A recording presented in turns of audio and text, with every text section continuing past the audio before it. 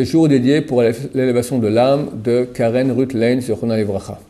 La question de Jonathan, comment sentir que la Torah que j'étudie, elle est bénéfique au monde entier? Comme ça me renforcera aussi moi-même en avant.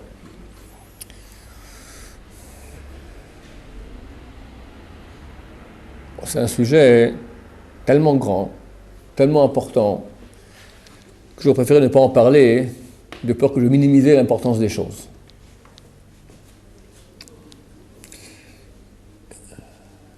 Il est écrit que lors des jours de la création, c'est marqué premier jour, jour 1, deuxième jour, troisième, quatrième, cinquième, le sixième jour. Pourquoi le sixième jour? Chazal, on dit que c'est aussi un sixième jour, c'était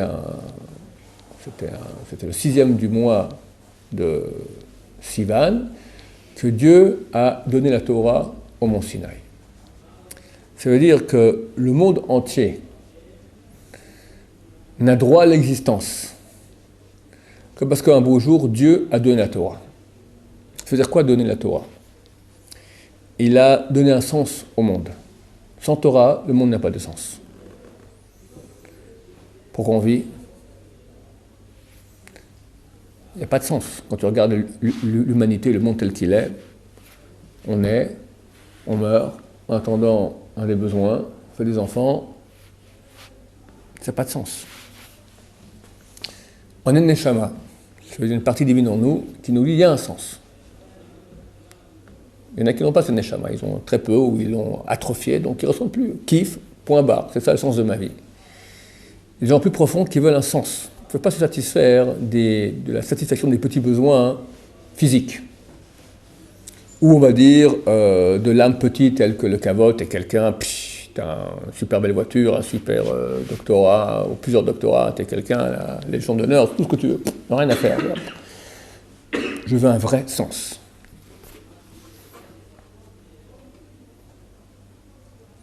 Ce vrai sens est donné par Dieu. Et Dieu, jusqu'en l'an 2448 de la création, ne se manifeste pas. Alors il y avait un certain message qui venait de Dieu, du premier homme. Parce que le premier homme, il parlait avec Dieu, et Noé a parlé avec Dieu. Il y avait un message, Abraham, Yitzhak, Yaakov, le patriarche, il parlait avec Dieu. Mais c'était très très petit. Il n'y a pas eu un dévoilement de Dieu face à une multitude comme il y a eu au mont Sinaï. Et dès lors, Béné Israël deviennent garants de cette Torah. Et c'est en fait les garants de la spiritualité du monde. Le monde a besoin de spiritualité. Tu verras que les plus grandes guerres ont été causées par les religions.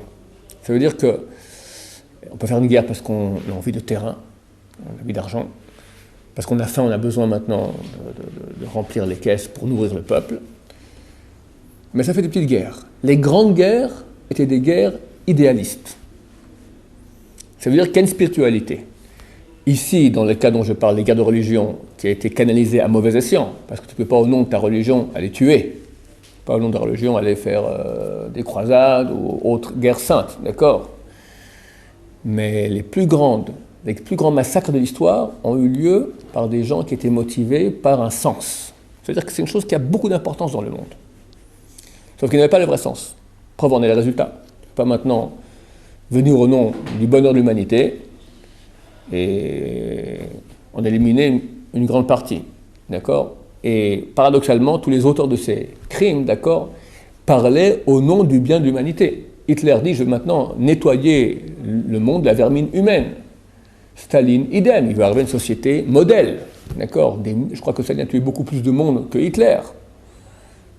Mao, idem, tous les grands auteurs des jeux, les croisades, l'Inquisition, tout ça au nom de Dieu, pas au nom de Dieu, parce que le communisme, le socialisme, c'était pas forcément au nom de Dieu, mais au nom du bien suprême. Ce qu'ils pensaient, bien sûr. Les nazis avaient sur leur ceinture, c'était marqué Gott mit uns, Dieu est avec nous. Et au nom de Dieu. Donc ça veut dire qu'il y a un besoin de spiritualité dans le monde très profond. Quand il n'y a pas la vraie spiritualité, alors il y a une fausse, un substitut qui amène le mal. Le résultat, c'est pas ce que tu dis qui est important, c'est le résultat, d'accord? Aucun mouvement de spiritualité n'a amené le bien dans le monde, aucun. crois que je ne me trompe pas en disant que ça fait beaucoup de sang, beaucoup de guerre, d'accord? Je ne vais pas citer parce qu'il y en a encore qui sont encore sur le terrain et ça peut être dangereux, mais vous comprenez que on ne voit pas encore, plus quelqu'un était convaincu qu'il avait la vérité, puis il devenait dangereux. Et d'habitude, ceux qui payaient le pot cassé, c'était le peuple juif, d'habitude. Plutôt poursuivi que poursuiveur.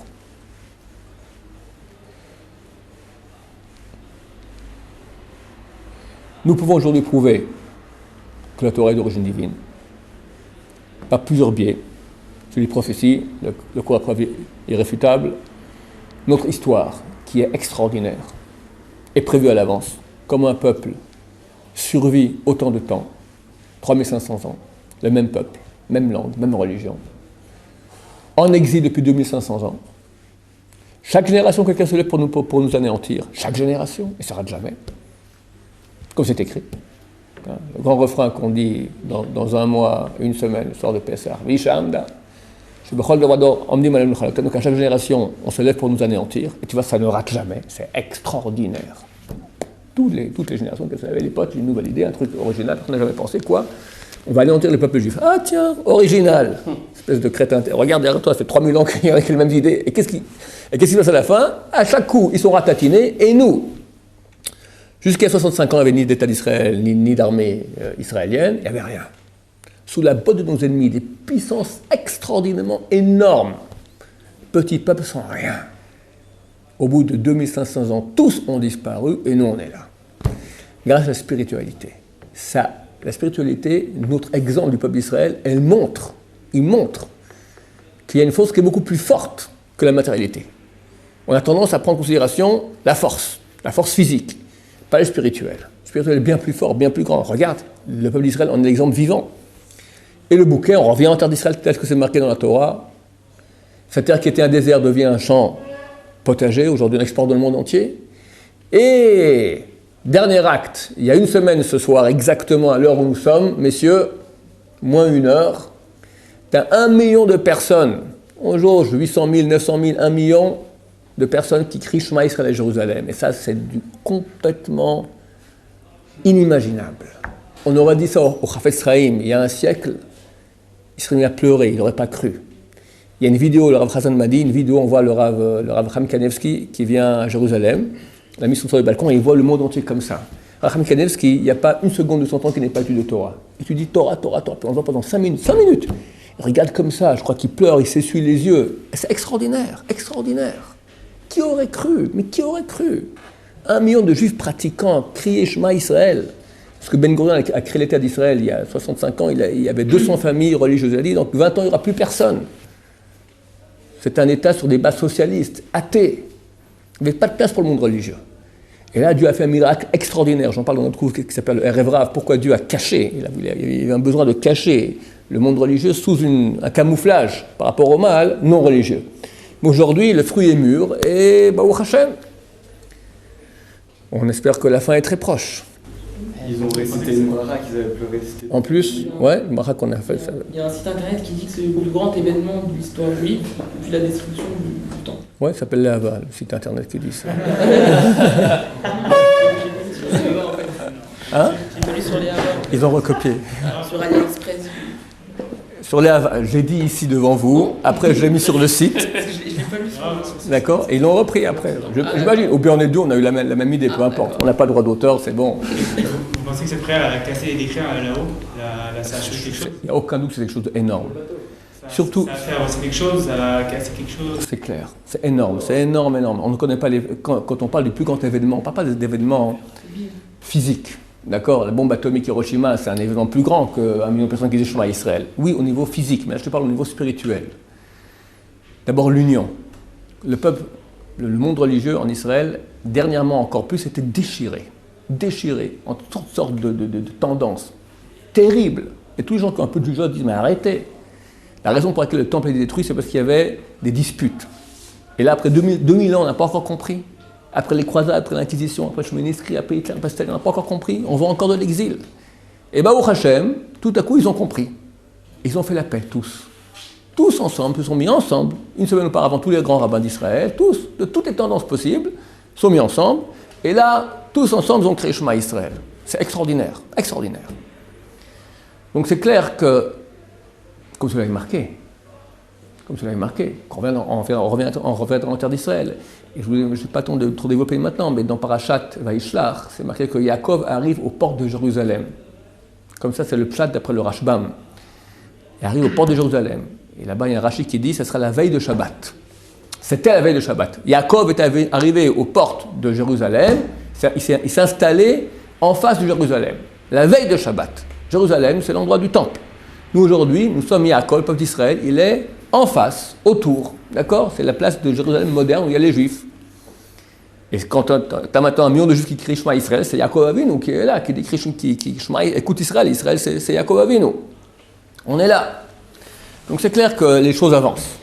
Donc, pour quelqu'un qui a un peu de jugeote, il comprend que c'est pas un peuple normal, tout à fait anormal, géré par une volonté, une providence divine, une volonté divine complètement surnaturelle, il comprend que la Torah est vraie. Alors, comment ce peuple a tenu?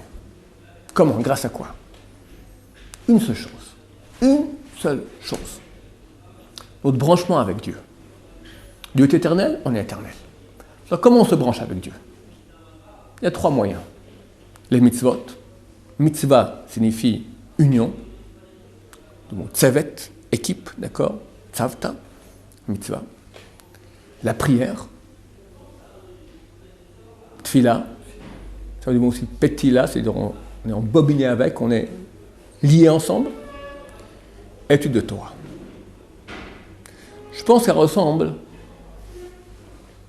à la relation avec la femme.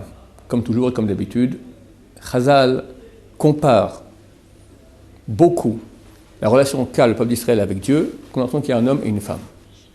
On voit que chez Racherim, quand il dit cantique, c'est une histoire d'amour entre un homme et une femme, c'est une parabole de la relation qu'il y a entre Dieu et Am Israël. Avec une femme, quels sont tes moyens d'avoir une relation avec une femme? Le côté physique. Tu lui rends service, je ne sais pas, tu demandes d'aller acheter quelque chose à l'épicerie, enfin, tout le côté physique, l'aide physique, le contact physique. Et le contact physique en lui-même. Ça, ce sont les actes physiques qu'on peut appeler comparables aux mitzvot, les actes physiques que nous faisons. Ensuite, il y a le discours de relation. Quand tu dis « va m'acheter s'il te plaît un truc à l'épicerie », ce n'est pas tellement un discours de relation, d'accord? C'est technique, c'est partie des mitzvot. Mais quand elle va dire « je t'estime énormément », je bénis Dieu de t'avoir rencontré, enfin n'importe quel autre mot d'amour, je ne vais pas maintenant vous faire d'accord, la preuve c'est bon. Il y a un discours amoureux, il y a une relation sentimentale. Ça correspond à la chose. C'est appelé en allemand rachamé. Rachamé, c'est prière. Rachamé signifie aussi amour. Rachim, celui qui aime, d'accord? C'est l'histoire d'amour. Juste la tfila, les 3 quarts, c'est que des bonheurs. Dans la mila, tu as 3 parties. La première partie où tu loues, la dernière partie où tu remercies, et la partie à l'intérieur où tu demandes. Et la partie la plus importante de la prière, on te dit, c'est le début et la fin. Alors c'est vrai qu'on demande aussi, on ne demande pas pour nous, on demande pour Am Israël. Et pourquoi pour Am Israël? Am Israël, c'est la manifestation de Dieu. Donc on veut que le nom de Dieu se dévoile dans le monde, ça grandisse dans le monde. C'est pas pour nous. Donc la prière, c'est le côté amour. Ok. Mais qu'est-ce qui est le plus grand dans la relation avec la femme? Tu as le côté physique, c'est bien, c'est nécessaire, c'est pas tout. C'est sentimental, c'est très bien, c'est nécessaire, mais c'est pas tout non plus. C'est quoi l'essentiel? L'essentiel, tu veux la connaître. Qu'elle dise qui elle est, qu'est-ce qu'elle veut. Et toi, tu veux aussi qu'elle te connaisse. Bien sûr, réciproque. Dieu, quand il donne sa Torah, il nous donne sa pensée. Il nous dit qui il est. Qui je suis. Je ne sais pas ce que je suis. Moi-même, je ne sais pas. Comment je peux dire à ma femme? Ma femme pourra savoir qui je suis d'après 2 choses. Quand je dévoiler, exprimer ma volonté et ma pensée. Ce sont les 2 choses les plus intimes de moi-même. Mon vrai moi-même, je l'ignore. Le vrai Dieu, qui il est, on ne pourra jamais savoir. On peut connaître Dieu vraiment que si on est Dieu soi-même. Il n'y a que Dieu qui se connaît. Les anges plus hauts ne peuvent pas avoir Dieu dans sa totalité, c'est impossible. Mais Dieu nous fait un grand cadeau qui s'exprime à nous en nous dévoilant sa volonté et son désir. C'est ça. Maintenant, plus je lis la Torah, plus j'apprends qui est Dieu. Je me branche à lui, je connais Dieu. Donc c'est une sorte d'amour extraordinaire, de connaissance. Pourquoi il y a tellement de grande soif d'étude de la Torah? Ceux qui sont déjà branchés. C'est encore plus connaître. Ta femme, tu vas encore plus aimer, tu es fou amoureux d'elle, tu vas encore plus la connaître, plus la connaître, plus la connaître. Exactement. Après, on va dans la Kabbalah, déjà la Kabbalah va parler du monde supérieur. Rien me connaître moi dans mon intimité, qui je suis, comment j'agis. Encore plus haut. Pourquoi les Baïchouais veulent tout de suite étudier Kabbalah? Parce qu'ils sont propulsés par un désir très grand de connaissance de Dieu. On dit, ok, bien, commence maintenant, voilà, t'as un vache qui a encore né un bœuf. Ok, il est où Dieu là-dedans? Il est aussi là-dedans. J'allais vous demander d'ailleurs. Hein? Comment une vache qui se fait égorger, qui tombe dans un trou et qui après sort du trou et qui est encore quelqu'un peut voir Dieu? Mais c'est la volonté de Dieu. C'est la volonté de Dieu. Dans ce cas-là, je veux que ce soit comme ça. Dieu a dit, une vache qui rentre dans un bœuf qui est comme ci, ça sera ça, comme ça, je veux que ça soit. Souvent, quand on dit par exemple Abaye, Amar et tout, on dit on passe par. Abaye, Amar. Dieu a dit qu'Abaye est 10. C'est la Torah de Dieu. Bien sûr. Maintenant, il y a la Torah de Dieu, qu'est-ce qu'il veut? Maintenant, qui il est et qui il est dans son intimité. Il connaît plusieurs niveaux de Torah. Connaître l'intimité de Dieu, c'est pas possible. Parce qu'il faut aussi connaître qu'est-ce qu'il veut, c'est partie de sa volonté. Donc normalement, on doit arriver à un niveau, on peut étudier toutes ces parties de la Torah, y compris la Kabbalah. Mais c'est pas pour nous, c'est quand on sera pur, grand et saint. D'accord? Il y a déjà beaucoup de Talmud dans le ventre. On commence d'abord par le pain, après le vin. La Kabbalah, c'est le vin. Ceux qui prend du vin à jeun, le vin il devient massoul, il devient à côté de ses pantoufles. Mais cette volonté, elle provient d'une source pure. Par ce branchement qu'on a avec Dieu, on donne vie à l'univers entier. Dieu n'a pas créé un univers pour que ce soit un univers, c'est tout. 10 puissance 21 étoiles dans le monde. Chaque galaxie, il y a des milliards de galaxies, des centaines de milliards de galaxies. Chaque galaxie contient des centaines de milliards, des dizaines de milliards d'étoiles. Et toutes les petites bestioles qu'il y a dans la mer, les sous-fonds marins, dans les forêts, les gens, tout ça. Et l'être humain, tous les êtres humains et tout ça. Tout ça pourquoi? Dieu n'a pas créé un monde pour qu'il y ait un monde. Et c'est tout. En plus qu'il s'entretue. Il y a une raison, il y a un but, il y a une finalité. Et forcément, cette finalité, elle a à voir avec lui. Parce que lui est éternel. Comment expliquer cela? Quand on a une soif de sens en nous, c'est en fait une soif de vérité. Les gens qui sont propulsés vers la recherche de Dieu, ils sont poussés par une soif de vérité.